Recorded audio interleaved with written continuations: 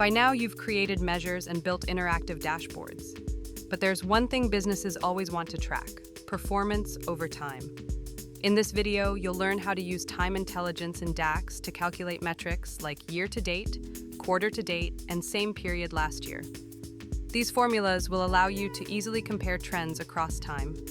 To use time functions in DAX, you need a proper calendar table. Create one with calendar ipsios calendar auto.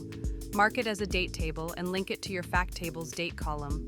Let's build measures. Year-to-date revenue, YTD revenue equals TOTALYTD, total revenue, calendar date. Quarter-to-date revenue, QTD revenue equals total QTD, total revenue, calendar date.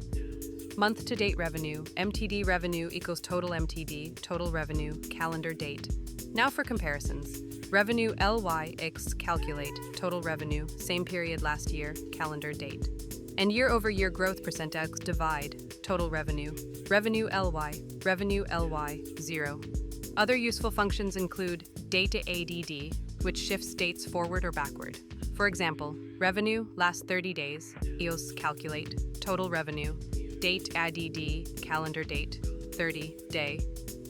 Or parallel period to compare parallel periods like a prior quarter. Here's a workflow. Create your calendar table and link it to sales date.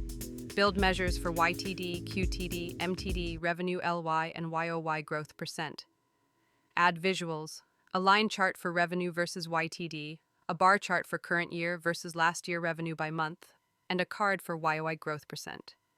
You now have a time-intelligent dashboard. Avoid common mistakes, forgetting the calendar table, using incomplete date tables, or comparing wrong time frames. Best practices: always use a dedicated calendar table, build hierarchies for drill downs, combine with KPIs, and test with slicers to confirm recalculations. Recap: you learned to build YTD, QTD, MTD, and same period last year measures, calculate YoY growth, and use functions like DATEADD and parallel period. These unlock powerful time-based insights. Now you can track performance across time and compare it with past results.